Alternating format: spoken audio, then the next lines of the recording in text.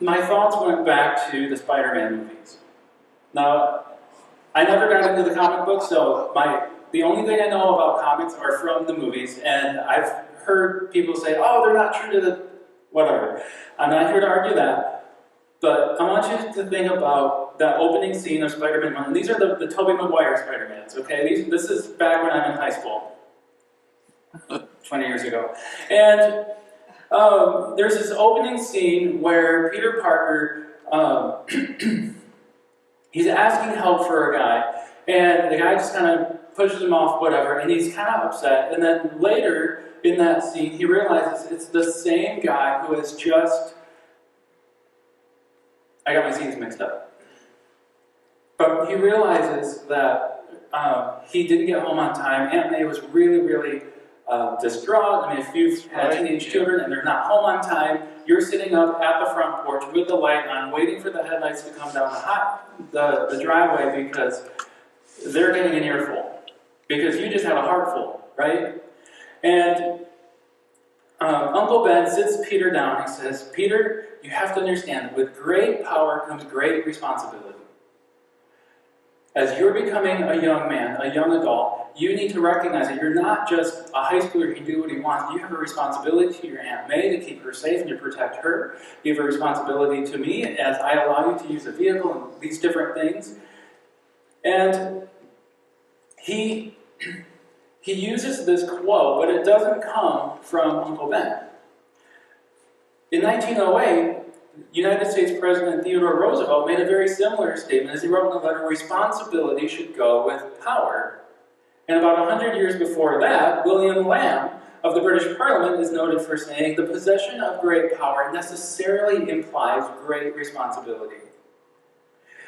And what William Lamb was doing is he was saying the role of government should not be taken lightly. You shouldn't throw your name into the ballot if you don't understand the weight that that office carries. But we can even trace this line of thought all the way back to the words of Jesus, where in Luke 12:48, he says, everyone to whom much is given, of him much will be required. And from him to whom they entrusted much, they will demand the more. And as we pursue the Holy Spirit, as we prepare for Pentecost, we're saying, God, we want to be a Spirit-filled church. We want to be a church where we're seeing signs and wonders happen. We want to be a church that we're going in boldness and power to proclaim with great courage the resurrection of Jesus. There is a responsibility to that. And it's that concept that I want to explore with comparing King Saul to King David. And we'll spend more of our time looking at Saul than we will at David this morning, because I think it shows the potential cost of missing this. And you guys know I'm a big fan of Bible Project. And since we're looking at Saul, we're going to be covering a handful of chapters in this. It's not just one particular text. I want to show this Bible Project video where they talk about how to read biblical narrative, and they're focusing on plot. And that's what we're going to do. We're going to focus on the plot line of Saul's rise and fall to see what we can learn about God-given Spirit and what we are called to do as His followers today.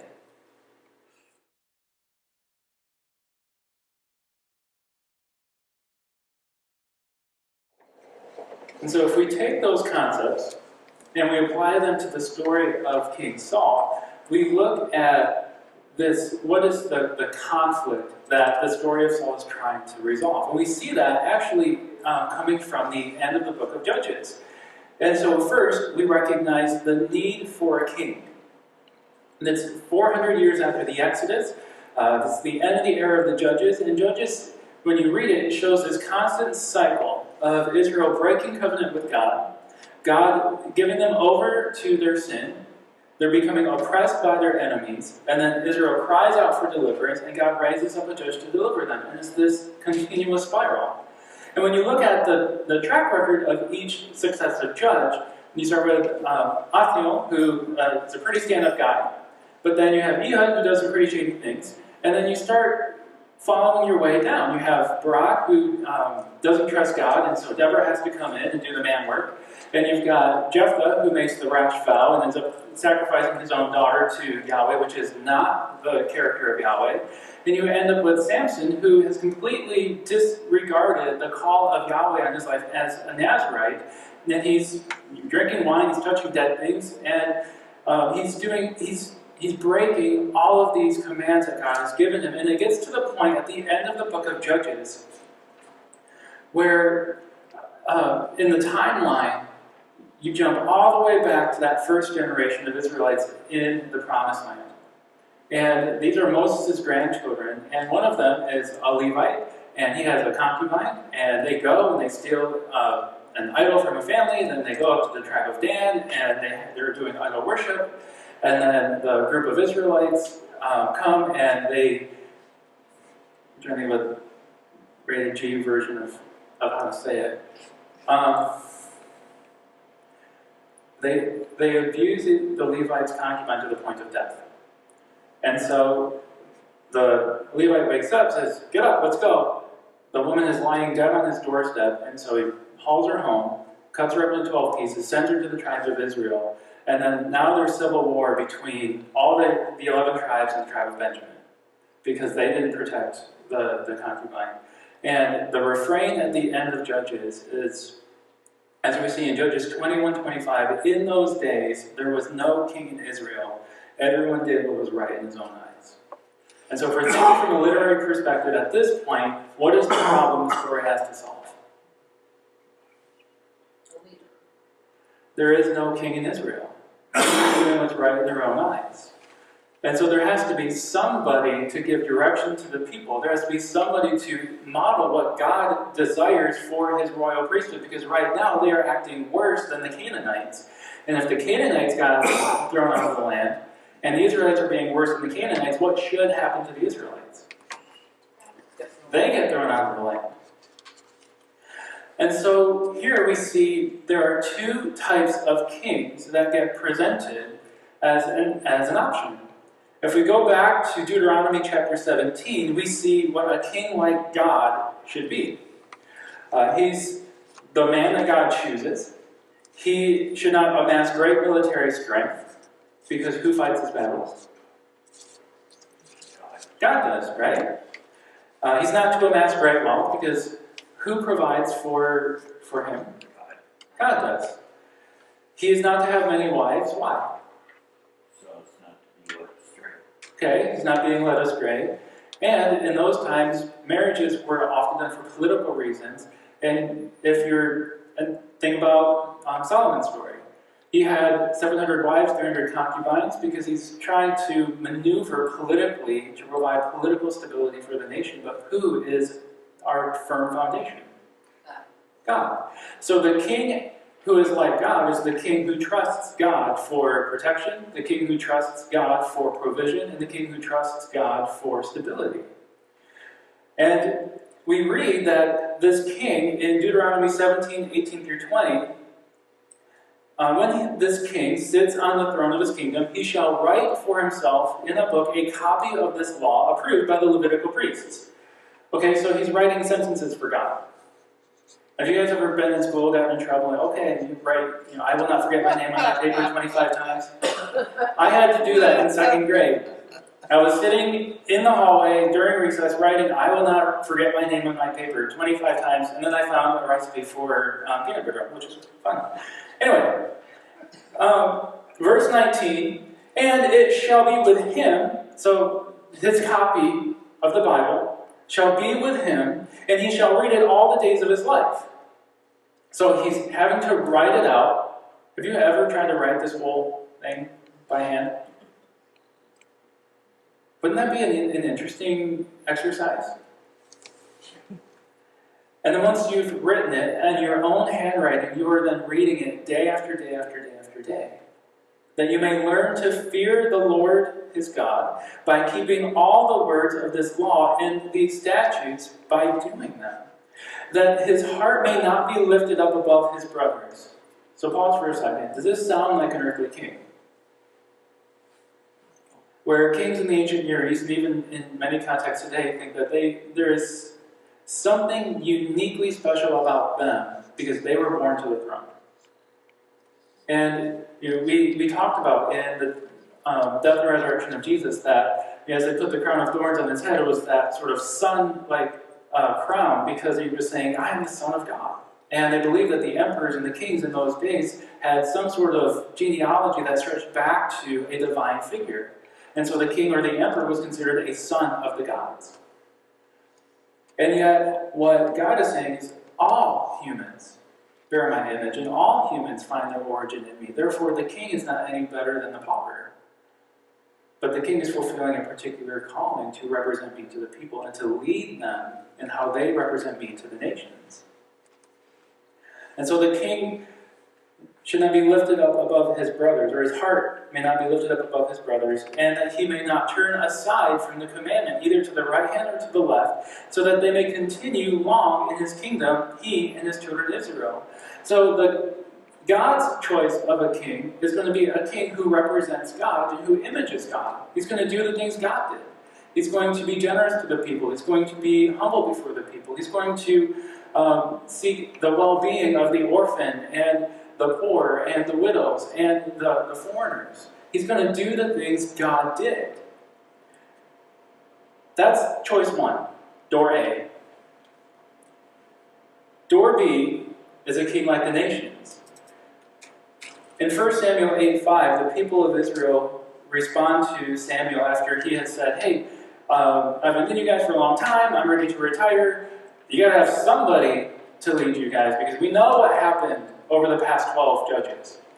So I got these sons, I know they're not the best, but they'll do.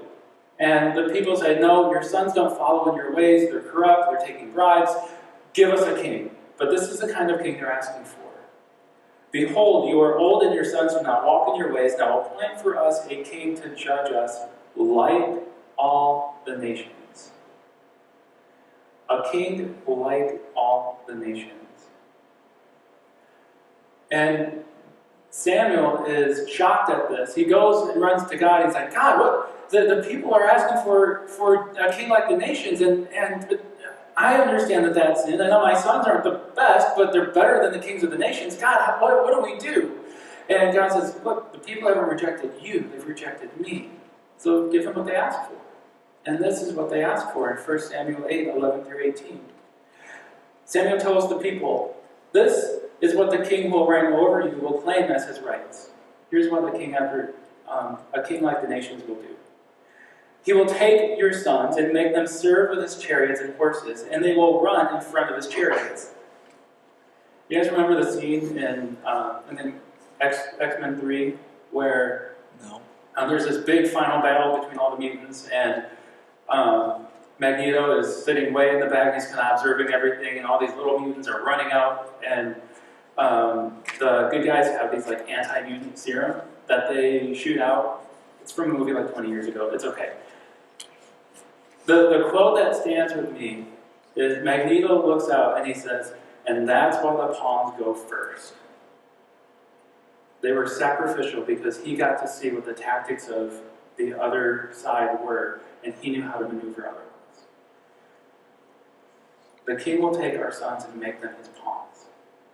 They will run before him. They will be sacrificed so that he will know what kind of military strategy to use. Verse 12 of Samuel 8. Some he will assign to be commanders of thousands, commanders of 50s, and others to plow his ground and reap his harvest, and still others to make weapons of war and equipment for his chariots. That's what slaves would do. Verse 13, he will take your daughters to be perfumers and cooks and bakers. He will take the best of your fields and vineyards and olive groves and give them to his attendants. Well, that's eminent domain. Verse 15, he will take a tenth of your grain and of your vintage and give it to his officials and attendants. So wait, he's already taken our best fields, now he's taking 10% of what's left? That's unreasonable taxation, right? Your male and female servants and the best of your cattle and donkeys he will take for his own use. Wait, he's already taken the fields, he's going to take the cows too? He will take a tenth of your flocks, and you yourself will become his slaves. When that day comes, you will cry out for relief from the king you have chosen, but the Lord will not answer you in that day. That's a king like the nations. And we've seen modern political leaders that fit that mold. You can go to other countries and you can see where, even in our own country, we're not slaves to the president, and yet when laws are passed by our legislation, there are consequences when we rebel against those, whether they're good laws or not good laws. We all pay taxes. We should. If the government decides they really, really, really, really, really want our land, they have ways and a means to get it. And so the issues facing Israel are often parallel to the issues that face us today. So we go back a couple of verses. In 1 Samuel 8:7, the Lord tells Samuel, "Obey the voice of the people in all that they say to you, for they have not rejected you, but they have rejected me from being king over them." They wanted a king like the nations. Well, the nations were not the people of God, and they were not under the authority of God.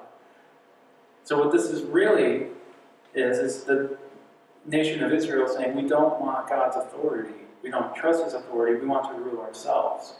We're back to the Garden of Eden again. And even so, the people demand a king. And we see this theme come up again a few verses later, chapter 8, verses 19 and 20. But the people refused to obey the voice of Samuel and said, "No, but there shall be a king over us, that we also may be like all the other nations, and that our king may judge us. That we can determine what is good and not good, what is right and wrong, what is good and evil. And that he may go out before us and fight our battles." We don't want to trust in God's protection. We want to wield the sword, not God. And so God gives them what they want. He gives them a king like the nations. And in 1 Samuel chapter 9, we meet the people's king. So here we get to the point of the story where we've had some rising action. There's this debate about, okay, we need a king. We don't know what kind of king we need. There are two options for kings that they have available to them, and they choose door B. So there's climax 1, and now we're going to see how that unfolds in the story of Saul. And so in Saul's story, we get to 1 Samuel chapter 9, and we are immediately introduced to the people's king. In chapter 9, verse 2, we see that Kish had a son whose name was Saul, a handsome young man. There was not a man among the people of Israel more handsome than he, and from his shoulders upward he was taller than all the people. Okay, that's Saul's resume. Handsome, handsome, tall. If you own a business and you get an application that says, "I'm qualified for the job of being CEO because I am handsome, handsome, tall, dark, and handsome," please shred that resume. Okay? But notice at the end of chapter 10 that it's the exact same qualifications. And so this is after Saul's been selected by Lot, and he's hiding in the baggage, which red flag, and people run to him, and it says that when he stood among the people, he was taller than all the people from his shoulders upwards, and Samuel said to the people, "Do you see him whom the Lord has chosen? There is none like him among the people." He is the people's choice. This is the beauty pageant for kings. Okay? And we have not changed. Okay? In the 1920s, there was a huge dispute in the Republican Party about who should be the presidential candidate. And there was an Ohio admirer, Harry Daugherty, who's his name, who began to promote Harding, Warren G. Harding. And this was his reason. He looked like a president. And he does. I mean, if I sat and I did this, and I gazed off into nothing, right? I guess I gotta take my glasses off there. All right, can I run for president? Don't vote for me. I have no idea what it takes to be president. And the sad thing is that because he looked like a president, he got elected with a landslide, a 60% popular vote.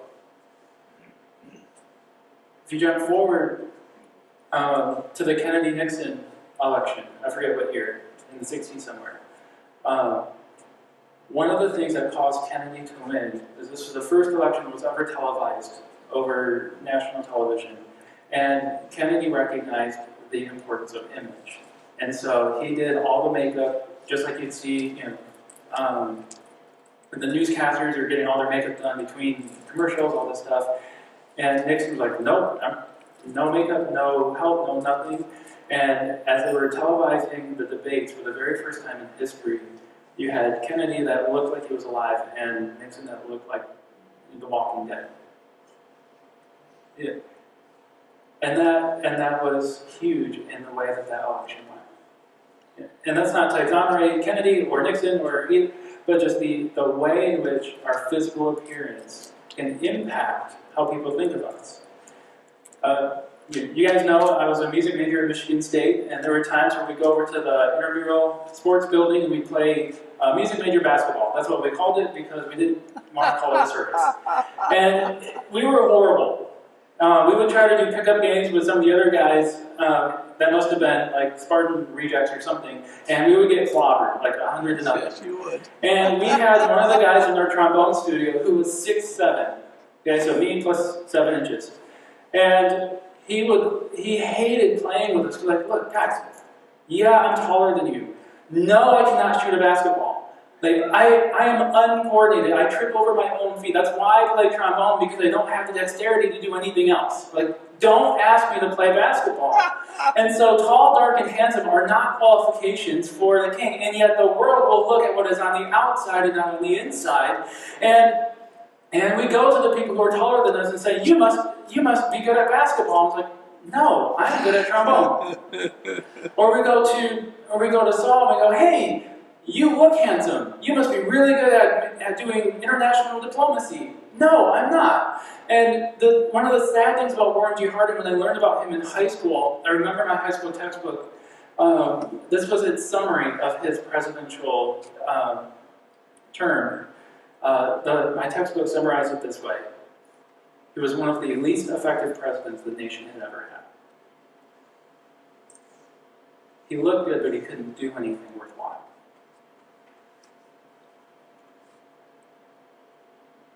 And so already, as Israel has chosen Door B, they've chosen a king like the nations, we start to see the cracks in their reasoning. And we're starting to go, okay, there's another conflict brewing. We needed a king. They've chosen the wrong king. What's going to happen now? How is this story going to unfold? Is there any hope for this story?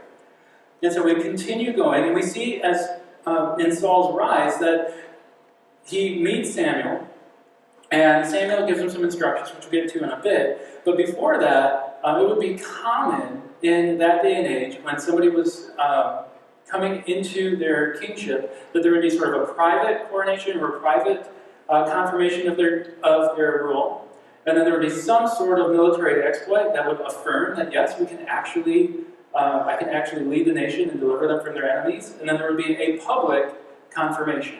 Okay, so you've got private, some sort of military exploit, and then a public expression of that. And so in Saul's story, we see the private confirmation of his kingship in 1 Samuel 19, 15 through 16. Now the day before Saul came, and he's looking for the donkeys, can't find them, his servant's like, well, there's a man of God, why don't we go ask him? And Saul's like, well, I don't know, I don't have anything to give him. The servant says, oh, well, I have a porter, let's go and see the man of God. And Saul finally gets dragged by his servant up to see the man of God. And the day before Saul goes to see the man of God, the Lord reveals to Samuel, verse 16, 1 Samuel 9, tomorrow about this time I will send you a man from the land of Benjamin, and you shall anoint him to be prince over my people Israel. He shall save my people from the hand of the Philistines. That line that I highlighted is going to be really important as we look at the story of Saul. For I have seen my people because their cry has come to me. Now, pause right here. Think about that giant Bible rainbow picture that I've shown before, where in the video we watched how they had all those different stories connected into this meta story of the Bible. When we see that God sees and God hears, immediately we should be thinking back to how God has delivered time and time again the people during the time of the judges. But then if you go even further back, you see Moses. And at the end of Exodus chapter 2, I believe, God sees the people and he knows. He knows their plight. And right in chapter 3, we see God raise up a deliverer, Moses, to free his people from Egyptian oppression. And so right here, the author has put a really subtle hint that the reader who's paying really close attention is going to go, is Saul going to be like Moses? Because Moses even said in Deuteronomy that there will come a one like me, listen to him. Is Saul that person? So there's added tension, there's added anticipation. What's going to happen, and is Saul going to do it? So there's hope right here. Even though the nation chose poorly, Saul also has the option to choose rightly. And we get to 1 Samuel 10, verse 1. Then Samuel takes the flask of oil and he pours it on the head of Saul, and he kissed him, and he said, "Has not the Lord anointed you to be prince over his people Israel? And you shall reign over the people of the Lord, and you shall save them from the hand of their surrounding enemies." So pause. Who is their surrounding enemy right now? The Philistine. Okay? "And this shall be the sign for you that the Lord has anointed you to be prince over his heritage." We jump forward a couple verses. In chapter 10, 5 and 8, Samuel's continuing to speak, and these are the signs that will confirm to Saul that, oh, God really has made me king. Saul's not just some kooky, crazy guy. So after that, so he's going to see a group of people. They're going to say, hey, they found your dad's donkeys, now they're worried about you. And then he's going to find another group of people, they're going to give him some bread. This is the third sign. He's going to come into Gibeon Elohim, which means the hill of God, where there is a garrison of the Philistines. And there you will meet a group of prophets prophesying. Then the Spirit of the Lord will rush upon you. That phrase, rush upon, is going to be important. And you will prophesy with them and be turned into another man. Now, when these signs meet you, do what your hand finds to do, for God is with you. Now, if we're going to pause right there, there's a Philistine garrison. Saul is called to save Israel from the Philistines. What do you think his hand should find to do when he comes upon Gibeon Elohim? Outside. Something for God. Okay, but what is that? Yeah, he's probably supposed to do something about the Philistines. And then, after he's done with the Philistines, verse 8, "Go down before me to Gilgal, and behold, I am coming down to you, offer burnt offerings and sacrifice peace offerings. 7 days you shall wait, until I come to you and show you what you shall do."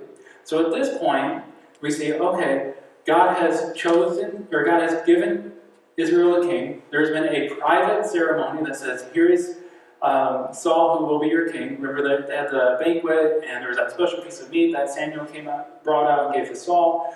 Here we see this is the transition from that private ceremony to the military action. This is where Saul's going to prove his worth. Is the tall, dark, and handsome guy able to actually deliver Israel? And here, so we have the expectation. We just had a verbal reference back to Moses, who delivered Israel from Egypt. We have a reference to the Spirit of the Lord that rushes upon Saul, that we've seen active in Othniel's deliverance of Israel, and Gideon's deliverance of Israel, and Jephthah's deliverance of Israel, and Samson's deliverance of Israel. That phrase, rushed upon, is used only of Samuel, Saul, and David. And they all had one common enemy. Who was it? Philistines. The Philistines. Okay? And so at this point, our expectation is that when Saul comes upon the Philistine garrison, the Spirit of God rushes upon Saul, and he's going to finish the job that Samson left undone. Do what your hand finds to do. Here's another clue. When you read Judges 9:33, Abimelech is setting an ambush against his enemies, and in the morning, as soon as the sun is up, he is told, "Rise early, rush upon the city, and when he and the people are with him come out against you, you may do to them as your hand finds to do." The exact same phrase. So, what do you think Saul should do to the Philistine garrison? Attack. Attack, right? And so Saul comes to the Philistine garrison. All the signs that Samuel has given has been fulfilled. He gets there, and in 10:13, when he had finished prophesying, and we're all sitting on the edges of our seats going, okay, what's going to happen? What's going to happen? What? You know, is he going to go old school Samson and just grab the donkey's jawbone and just go to town? Is he going to do is he going to pull an Ehud and do like the whole escape through the toilet thing? Is he going to do a Moses and he's like, Philistines, let my people go? What is Saul going to do? And Saul does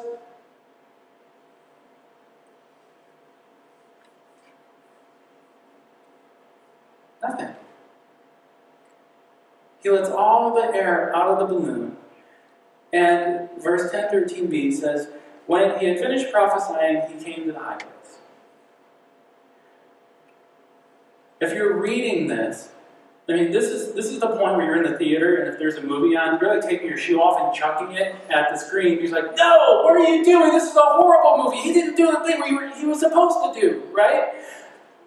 And there's no battle with the Philistines. There's no saving heroics. He was the guy who was anointed to be king, and he can't even deliver his people? What is going on? And God sees this, and he goes, okay, I'll give you a do-over. Saul, maybe you need a mulligan.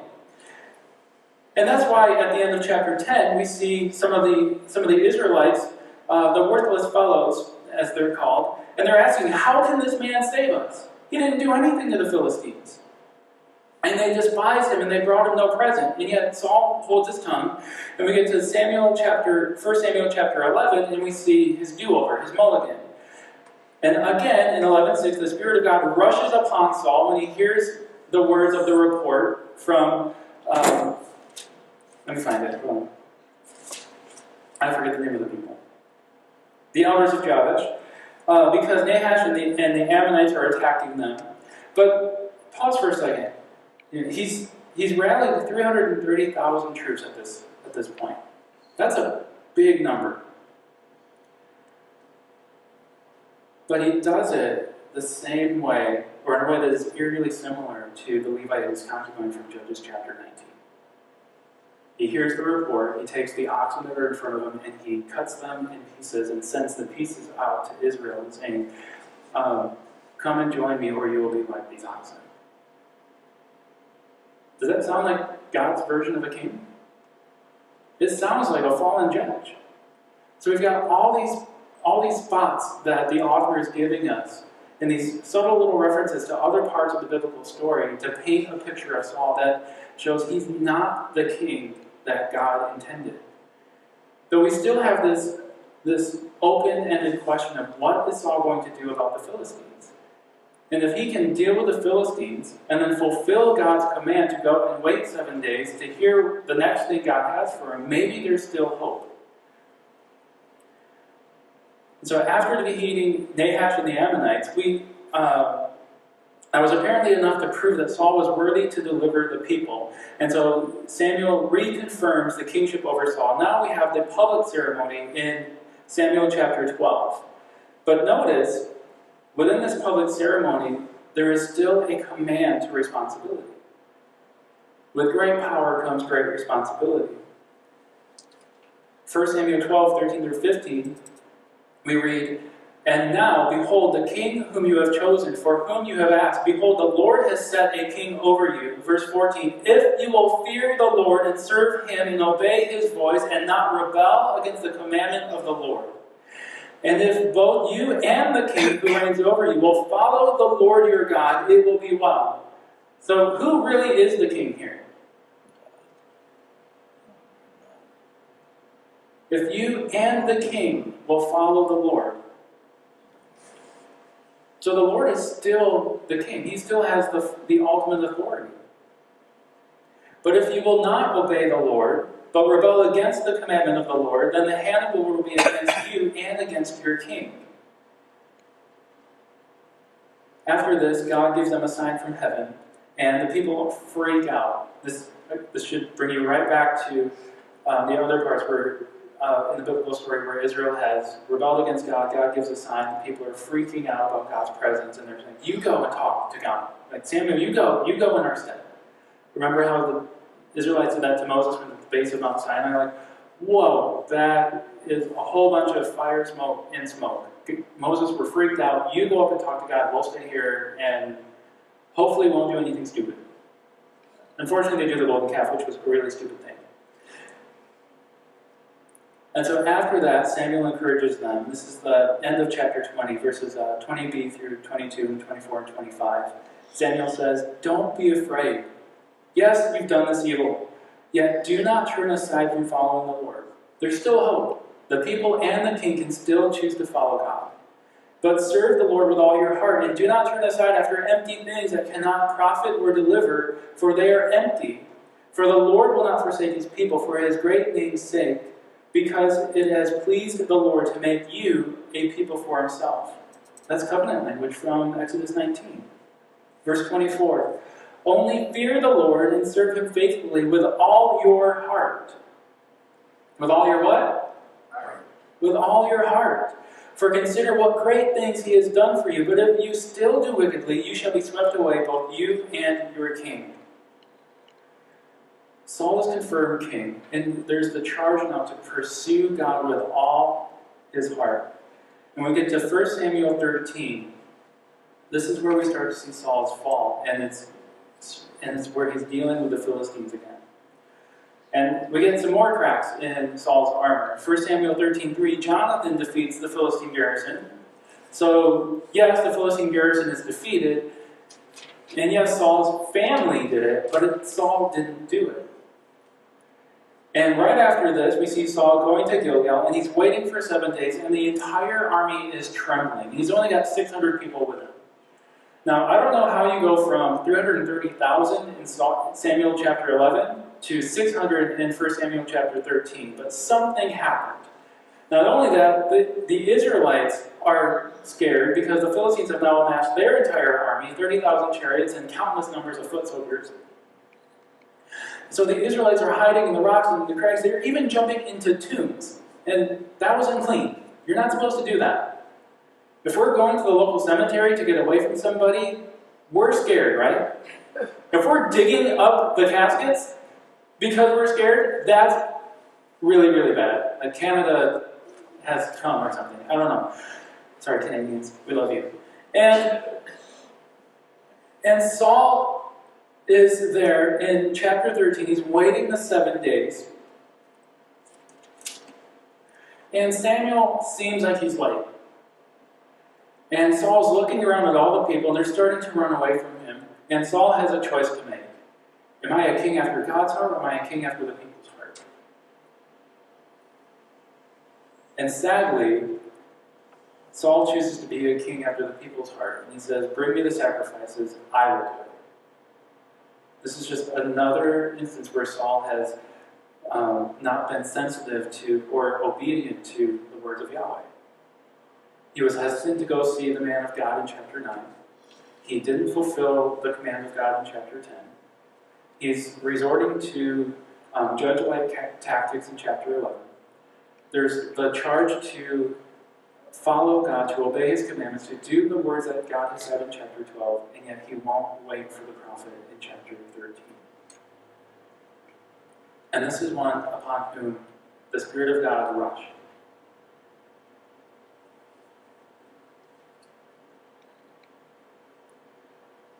When Samuel confronts Saul, Saul explains that they were running from me, and so I forced myself and offered the burnt offering. In the Hebrew, there could be read, I took it upon myself to do it. So instead of like, well, I was compelled, like somebody else made me, he was saying that, I'm mixing up how I'm saying it. We'll skip that part. And Samuel's response to Saul's word was, "You have done foolishly. You have not kept the command of the Lord your God, which he commanded you. For then the Lord would have established your kingdom over Israel forever. But now your kingdom shall not continue. The Lord has sought out a man after his own heart."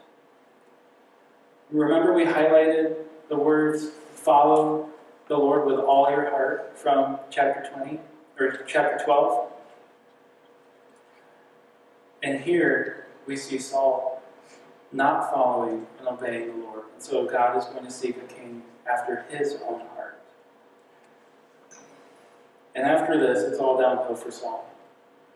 Saul has lost his kingdom. He gets to function as king, but there's another king on the way. And in 1 Samuel 15, God tells him, all right, you can still do things for me. You know, your family won't continue the line of the kings of Israel, but you can still function as Israel's king if you will listen to my commands. He sends them to destroy the Amalekites, but instead of destroying them, Saul keeps the best for himself, and then he keeps Agag as a prize. And in 1 Samuel 15:9,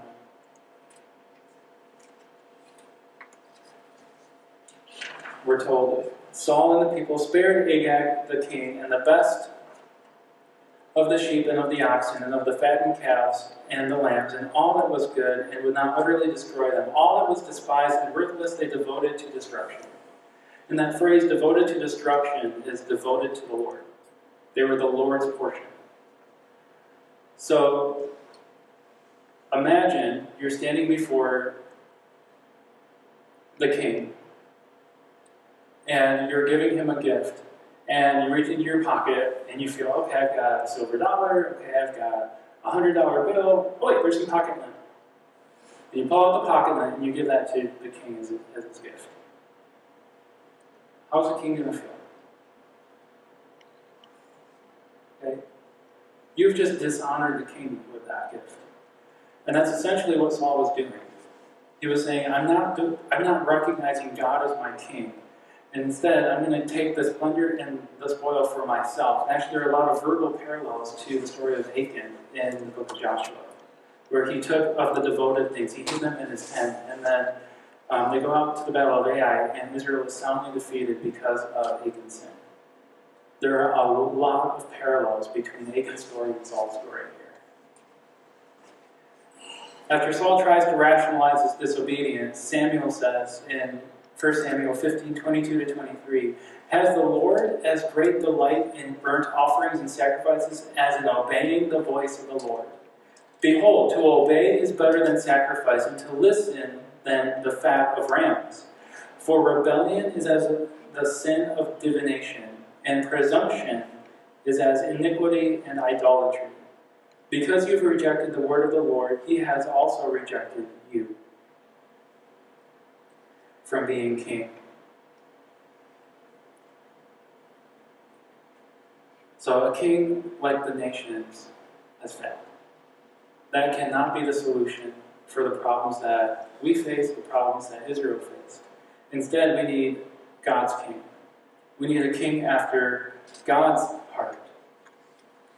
And we need David in chapter 16. Like Saul, he's anointed in secret. The Spirit of God rushes upon David in 1 Samuel 16:13. And David's in conflict with the Philistines. But unlike Saul, David is a man after God's own heart. We see this in just the number of times that David references the Lord. As he's battling Goliath in 1 Samuel 17, 43-47, after Goliath has just said some really mean words to David, David replies, you come to me with sword and with spear and with a javelin, but I come to you in the name of the Lord of hosts. Words that are never uttered out of Saul's mouth. The God of the armies of Israel, whom you have defiled, this day the Lord will deliver you into my hand. Saul hasn't said those things.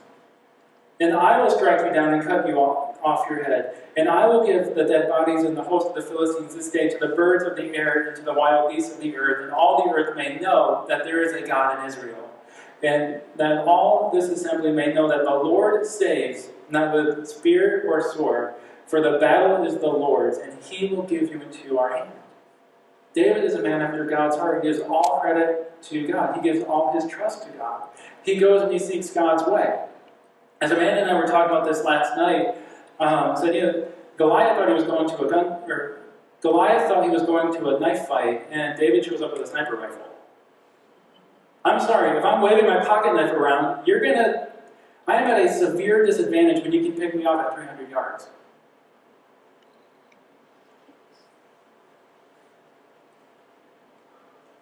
David's success wasn't just with Goliath, but then he goes and he leads Saul's armies and he has success wherever he goes. And we see David's heart even in his worship. When you read the Psalms that are attributed to him and how he organizes worship at the temple in 1 Chronicles, we see David as a king after God's heart. We see David who's meditating on the ways of God. And yes, David sinned. He committed murder. He committed adultery. There were times where his trust in God failed, and he's counting the people to see, do I have enough soldiers to be safe? And yet, at the end of each of those, he goes back to God and says, God, against you alone have I sinned. He's not making excuses. He's not trying to barter his way with God. He's not trying to manipulate God. He's just laying it all out there. God, I'm wrong. I've sinned against you alone. Please, in your grace, forgive me. David goes through his consequences, and yet David is the one who has the heart to build the temple for God. It is David's son who builds that temple, and David is promised an everlasting kingdom that is fulfilled in Christ Jesus. So we see in these two kings is we have Saul, who actually becomes the Anti-Anointed. Amanda shared that phrase with me as she was listening to the Bible Project on one of their podcasts on their series on Anointed. And so we see Saul the Anti-Anointed and David the truly Anointed. And as we serve Jesus, who fulfills all that David pointed forward to, we are given his Spirit, and we are given that same choice that Saul had. Will we give our hearts fully and completely to the Lord, or will we turn our hearts over to the nations?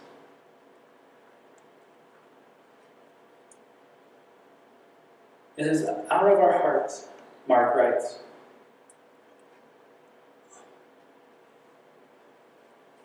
that those sins that are in us will defile us. He writes in chapter 7, as Jesus is challenging the Pharisees, well did Isaiah prophesy of you hypocrites, as it is written, this people honors me with their lips, but their heart is far from me. In vain do they worship me. Mark 7:20. What comes out of a person is what defiles him, for from within, out of the heart of man, not the heart of God, come evil thoughts, sexual immorality, theft, murder, adultery, coveting, wickedness, deceit, sensuality, envy, slander, pride, foolishness. The kings of the nations are known by these. But in Galatians 5, we see the fruit of the Spirit. Those who are given the Spirit, those who pursue God the way David did. And they are known by love and joy, peace, patience, kindness, goodness, faithfulness, gentleness, and self-control. And so our call as people of the Spirit, who are followers of Jesus, are not to be like the nations, but are to be like God. That we would love the way God loves. That we would experience joy the way God experiences joy. That we would establish peace in the world the way God brings peace. That we would be patient as God is patient. That our kindness would match God's kindness. Our goodness match God's goodness. Our faithfulness would be as God's faithfulness. That we would be gentle as God is gentle. We would exhibit self-control in the same way God shows his self-control. That he acts consistently with his nature and with his character. And so as we seek the Holy Spirit, and we're going into the season of Pentecost, let us seek God first. Let us be a people after God's own heart, so that when God pours his Spirit upon us, when God's power is manifest, it is not a power that is corrupted by the nations, but it is a power that brings honor and glory to our King. With great power comes great responsibility. That's what Paul teaches the Corinthians in 1 Corinthians 13. That you can do amazing miracles, but they're rubbish without the love of God, without the nature and heart and character of God.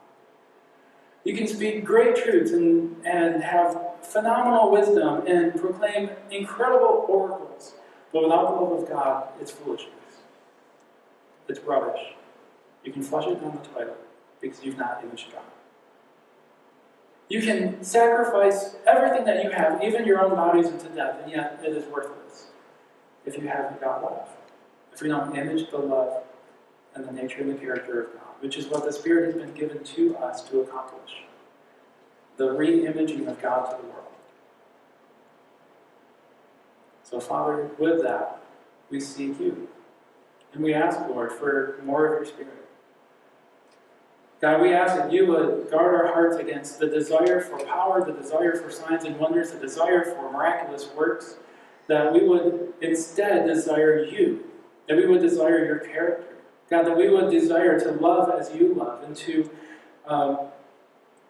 encourage as you encourage, and to be generous as you are generous, that we would image you well, knowing that as our hearts are transformed, then we will have the capacity to do your signs and wonders. We will have the capacity to walk in your power, and to do so in a way that brings you glory instead of us. May you be blessed, Lord Jesus, through our lives. May you be glorified in how we treat one another and those around us. May you be honored in all things. And Father, would you bless us as we seek this? We can't do it on our own, but you can. Will you keep us from our own desires? Would you keep us in line with you? Would you be gracious to us, knowing that we are feeble humans, and we need you, we need your grace, and we need your strength? God, would you smile favorably upon us? God, would you pour out your strength in the times where we need a mulligan? Would you, in your grace, allow us to give you honor again? Father, you are good. You are good. Lord, would you allow your countenance to rest upon us, that we would glow with your glory, and in doing so bring peace to our families, to our communities, to our workplaces, and to the nations of this world. For you are the true King. We bless you, Jesus. Amen.